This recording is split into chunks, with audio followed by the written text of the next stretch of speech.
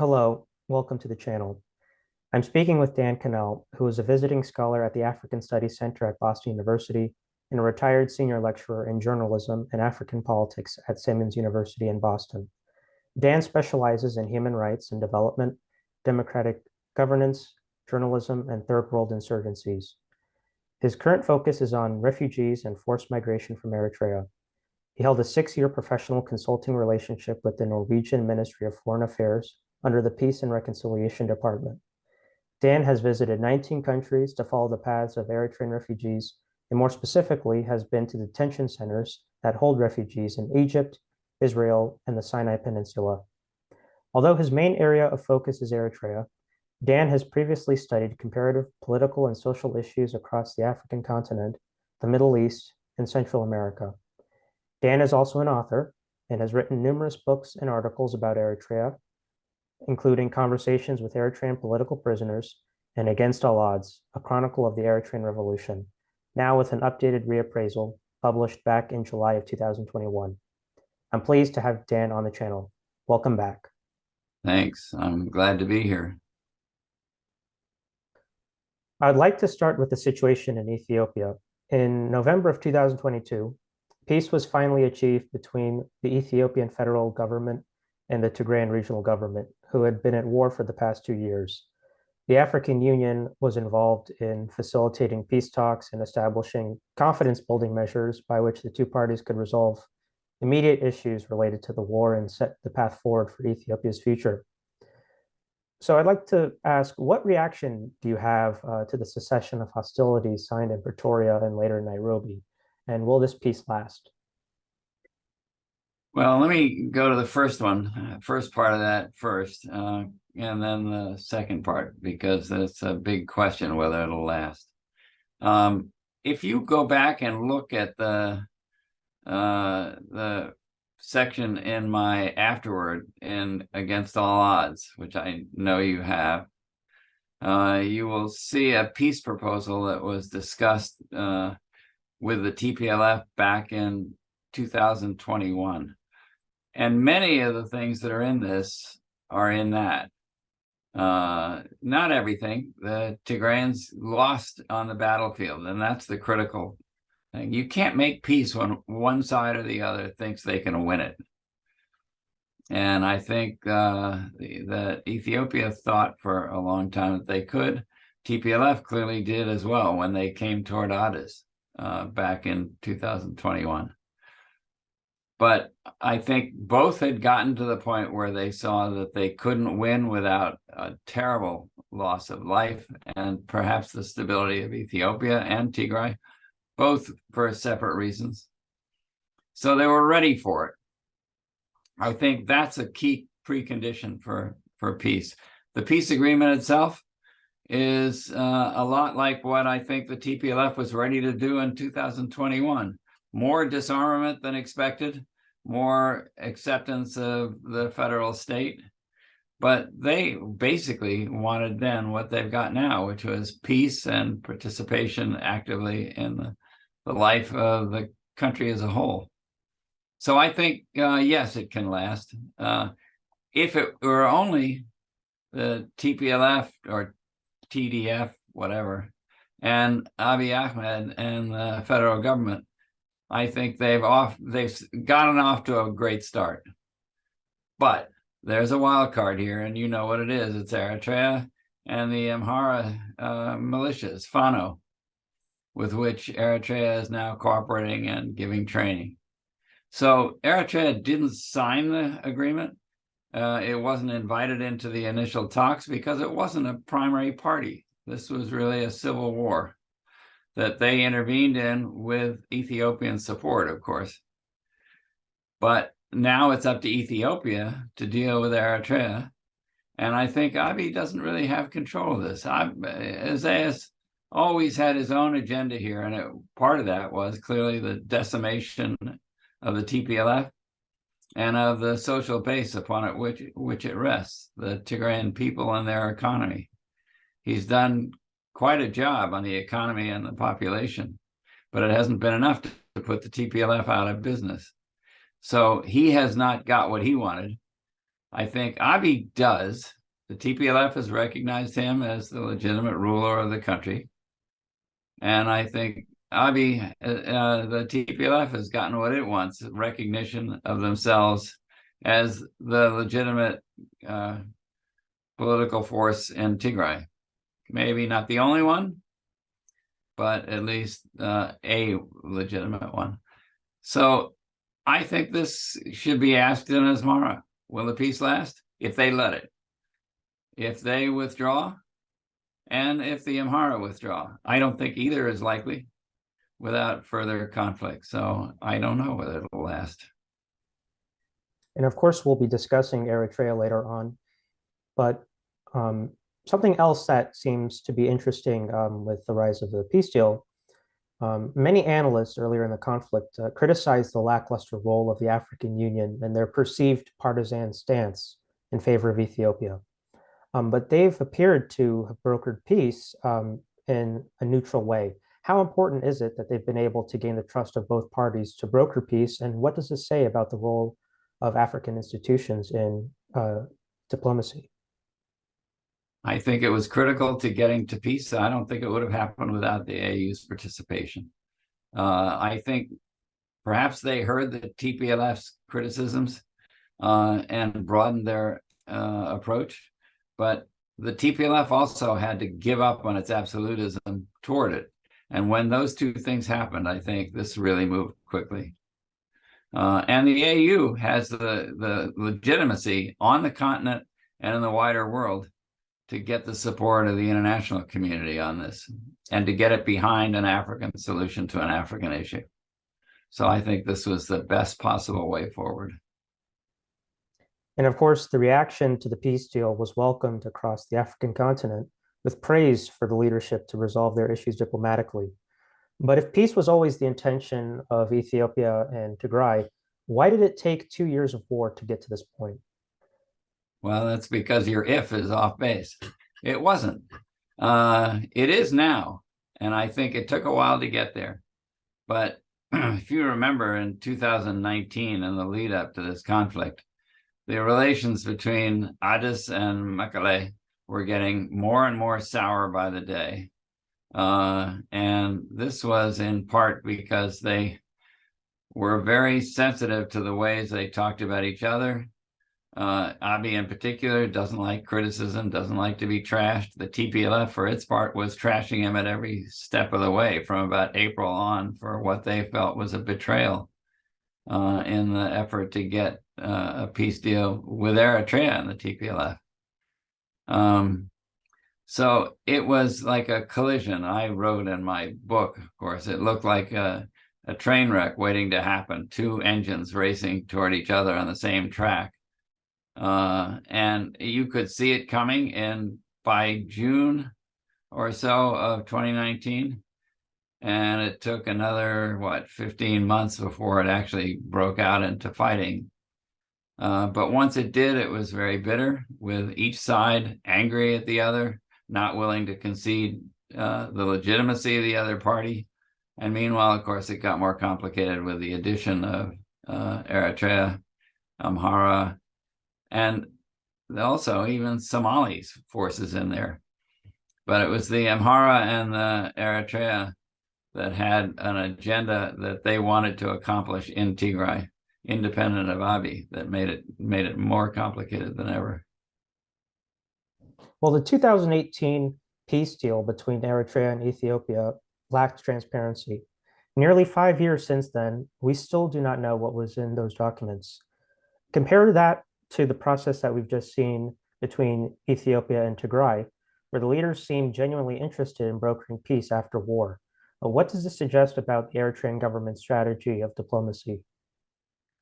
Well, I don't think Eritrea's got a strategy of diplomacy. Isaias has never believed in it. He doesn't believe in negotiation. He puts out his position at the beginning, and that's the one that he wants to end up with. Negotiating is seen as a sign of weakness. In this case, they did. Eritrea, Ethiopia, and Tigray negotiated, and they both made concessions to one another. That's a necessary part of diplomacy. So I think from that standpoint, the lack of transparency in the first agreement was a warning from the start that this was really a poisonous beginning that you couldn't count on because nobody knew what they were going into it for. I, at the time, said that I thought Isaias went into it to build an alliance against the TPLF. So I think he had his eye on a conflict from the very beginning. It was just a matter of when.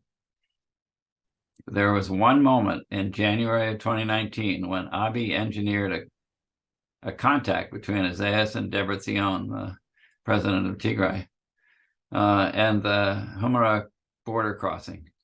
You must remember the two of them walking around hand in hand in a photograph. And as I think I said to you once before, Debretsion at that point thought that he was weeks away from meeting with Isaias and working things out. Isaias never followed that up with anything. And when Abiy basically stepped back and washed his hands of it, that was the end of the prospect. So I think Isaias went into it with the idea of building an alliance to make the TPLF history. And that's what was not written into it, but it was clearly a part of his thinking. And as you mentioned before, what's interesting about the cessation of hostilities agreement was that Eritrea was not involved in the process. The written peace documents don't even mention Eritrea by name, but they rather refer to non-ENDF forces when describing action steps for the Ethiopian government to take. First, why do you think Eritrea was not involved in the peace deal in any way? And secondly, how were Eritrea's interests represented during the meetings? Was Ethiopia representing Eritrea? Was Eritrea a primary party to the conflict? I mean, in terms of the fighting on the ground, yes, of course. But this was essentially a civil war between the federal government and Tigray, neither of which wanted to recognize Eritrea as an equal partner in the peace talks. I'm sure that Abiy didn't, because he has come to understand that he was being played, I think, by Asmara. And I think he wanted this to be clearly an agreement that brought TPLF under the umbrella of Ethiopia and left him in charge. To include Isaias in that process would have been a very dangerous thing for him. The idea that Eritrea wasn't mentioned is it's sort of silly in a way, because everybody knows who they're talking about. But it's not just Eritrea, it's the Amhara as well, and the Amhara Special Forces, as well as the Amhara militias, the Fano militia. But lasting peace depends on them leaving Tigray and the ENDF taking over security for all of it and setting up a mechanism, a constitutional mechanism, to resolve issues that are within Ethiopia. The border, for example, where the border between Amhara and Tigray goes. Maybe they have to do a referendum in the Wolkite area. I don't know. That's up to them to figure out. But they have to outline that and get the Amhara forces out. On the Eritrea conflict, they need to also resolve the border, get the Eritrean forces out of much of Tigray, but get Ethiopian forces out of the areas that were given to Eritrea by the Border Commission and be done with that. As long as that's not finished, there's the potential for a restart of the conflict. Let's say that the border dispute is completely resolved. Ethiopian troops are out of Badme. Will Eritrea lessen its dictatorial policies in the country? I doubt it. I don't think that the conflict with Ethiopia and with Tigray particularly was ever the reason for the state of emergency or the lack of a constitution, the attacks on anybody who voiced any dissent in any way. I think that was a reflection of Isaias's vision of how to govern. So no, I think he'll find another way to continue. And just to follow up from your response, it seems that Eritrea's lack of involvement also reflects Isaias's attitude towards his own willingness to participate in diplomatic processes by which he has no control over. He intentionally withdrew from IGAD, Eritrea's involvement from multinational organizations and cooperations. Uh, is this peace deal that we've seen play out with Tigray and Ethiopia similar to Eritrea's strategy of not being involved in processes which it cannot control? Absolutely. I think you pretty much already answered the question. Yeah, I think in my experience over decades, I have had several conversations with Isaias, and I've watched him from a near distance. He has no interest in, as you said, diplomatic processes that he can't control. Hence, he liked the idea of a tripartite agreement between Somalia, Ethiopia, and Eritrea because it's a small group of largely ineffective allies, or not ineffective. Ethiopia is not ineffective, but it was weakened by the internal conflicts that it was going through. And Somalia, of course, is barely a country. It's really a city with extensions out into the rural areas. So that was something that Isaias could be the big guy in. IGAD? No, he couldn't. He would be up against other big powers in the area. Uganda, Kenya, so on, in addition to Ethiopia, would be outnumbered. AU, same thing. So any body that he can't control, Isaiah steers clear of. And just before we move on to the next topic, in your afterword in Against All Odds, you mentioned briefly meeting with Yamane Gebriab back in 2018. And Yes. when asked about the border conflict between Eritrea and Ethiopia, Yamane said to you that the conflict was never about a border.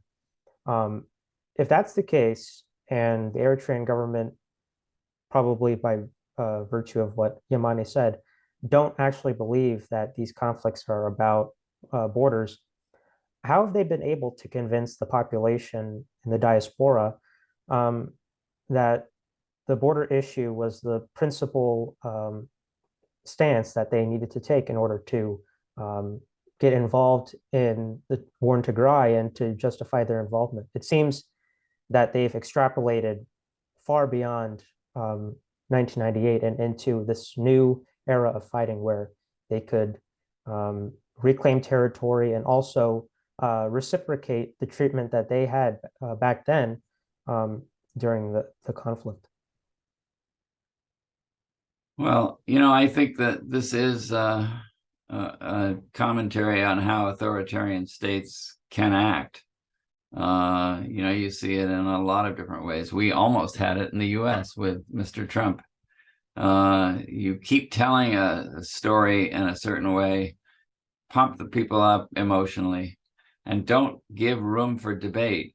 And you can maintain a fiction like that and continue to mobilize people and ask them to sacrifice. I think that's what happened in Eritrea, that the border felt like a legitimate issue. And it was, I think, a legitimate concern, actually. Not to keep going at the level of war that they were at, but certainly it was an issue that needed to be resolved. And when it was resolved in Eritrea's favor, at least in those border areas that we're talking about, the Irab area and Badme. Badme is symbolically important. Irab was more important in other ways, substantive ways. But you take those away and the conflict would still be there because it was always about a political struggle between the EPLF, PFDJ on the one side and the TPLF on the other. And if we recognize that, then we, I think, have a way of figuring out how to get out of it and how to resolve it. We have to get them somehow involved with each other. Now that's tricky, and Abiy doesn't want them negotiating together because it makes Tigray look like a country negotiating with Eritrea, and the border issue is really between two countries. He has to get much more active into this to make it go away. And then the people of Eritrea, once they have that taken away, have to decide whether they want to keep being manipulated by this guy or whether they think it's time for him to either lighten up or get out of the way. Well, in closing, I'd like to discuss the outcome of the war from the Eritrean side. Many Eritrean government supporters throughout the war were chanting slogans such as "Game over TPLF." But the political leadership of TPLF is still alive, and Tigray seems ready now to reaffirm its political position through a new vote, with the entire population more emboldened due to the conflict. Is the Eritrean government nervous about a possible realignment between the prime minister and the TPLF leadership? I'm sure he is. I'm absolutely certain of it. Because this does not bode well for his ability to manipulate the situation within Ethiopia any more than he could within Eritrea. I think he is not going to be satisfied with this outcome, but what it has to involve on the Ethiopian side is new elections in Tigray, which I would say is obvious that the TPLF will win. I don't think they'll win overwhelmingly as they have in the past. There are several opposition groups that have staked out positions, and they're likely to improve their positions and get more voice, which I think is a good thing for Tigray. That in itself is a model that Eritrea doesn't want to see on its doorstep, because it asks, it asks of people, why don't we have the same thing? If they can do it after what they've just been through, why can't we? So I don't think he is likely to be happy about that. And meanwhile, people in Eritrea have been suffering now more than ever. Increases of military roundups across the country, imprisonment of religious leaders, no COVID-19 vaccination program, and no clarity on the war in Ethiopia. Is it more likely now that people inside the country will put pressure on the Eritrean government? What will it take for people to have the courage to challenge the Eritrean government? Well, I don't think I can answer that now any better than I could 10 years ago. The Eritrean people have suffered enormously from this war and sacrificed enormously. Eritrea is standing still or going backward economically, despite all the little dams that get built and the repairs and improvements in the roads and so on, small improvements in the infrastructure of the country. Overall, Eritrea could be a dynamic state by now, with one of the most dynamic economies in the area. It could be playing a role economically in Ethiopia or with Ethiopia, as well as other states. And the Eritreans at this point, I hope, will realize that the sacrifices they've made have been for an idea that their leader had and not for the needs of the country. I think you'll see that the Tigrayans will be very bitter because of what's been done to them, but they will settle with Eritrea if Eritrea is interested. So this is a chance, really, to move forward on many fronts and to give Eritrea a chance to take off again in the ways that it had such promise to do back in the 90s, and which got stalled by a war then that didn't need to be fought. And of course, I have great hope still for Eritrea, because I believe in the Eritrean people. absolutely. And something that I didn't even think to mention until now, and one of your research focuses, is Eritrean refugees. Obviously, that situation is very problematic. The military went in to raise camps, Adi Harush, Mayani, among others. Do we even have any updates on the welfare of Eritrean refugees since the war? Well, they've been in a crossfire all along. The Tigrayan people have gotten so angry at Eritrean forces being so destructive in their state that they've often taken it out on the refugees. The Eritrean government has been targeting refugees not only in Adi Harush, where they basically decimated the camp, but around the rest of Ethiopia. So they have been at risk, in danger all the time, insecure within Ethiopia. I think there's a lot to be done there. as well. But it's always been my impression from the people that I interviewed, and you know that I've interviewed hundreds over the years, that many would go home again if they could, but only if there's a change in Eritrea. And that is one of the pieces of this situation that does give me hope. If there is a change, one result is you've got a backlog of people who would be willing to go home to help rebuild. And I think that's a key to Eritrea's future. And also to the fact that all these people are in such unstable situations at risk in other countries. And I do asylum conditions reports for refugees coming in, and the stories that I read of how they were treated in Kenya, in Uganda, South Sudan, all the places that they go to try to get some safety and safe haven. And now, of course, the situation in Europe and the US is getting much more tight. So the best hope for them also is still within Eritrea. But so far, you ask, when will Eritreans get angry enough to do something? But they have been angry and also disenchanted enough to leave instead of fighting. And I think part of that is that people haven't had a sense of what would be the alternative. If Isaias went, what would come next? Would it be Philippos as a military dictator? Would it be Yamani Gebrab as a political follow-up to Isaias? Or would it be a transition committee, a council of some sort that would welcome representation from the diaspora in the process of figuring out where Eritrea needs to go? I think that's a crucial question that needs to be answered. And if it is clear to people at home that there is an alternative in the offing, if things change, I think you'll see them more willing to participate in change at home rather than to head for the doors. And finally, Dan, what would you say about the war effort from Eritrea's side? Was it a failure? Well, it certainly didn't displace the TPLF. So yes, in terms, if that was the main objective, and I think Isaias made it clear from the get-go that it was, he's the one who started this game over talk. They didn't achieve their strategic objective. They got the territories back that they were promised at the Border Commission and more, but at what cost to the Eritrean people when it could have just been negotiated? Well, Dan, I'd like to give you the final word. Well, I think I already gave it. Despite talking like this about the terrible situation that there is, I still have hope because I have faith that the Eritrean people can put this back together when they get the chance.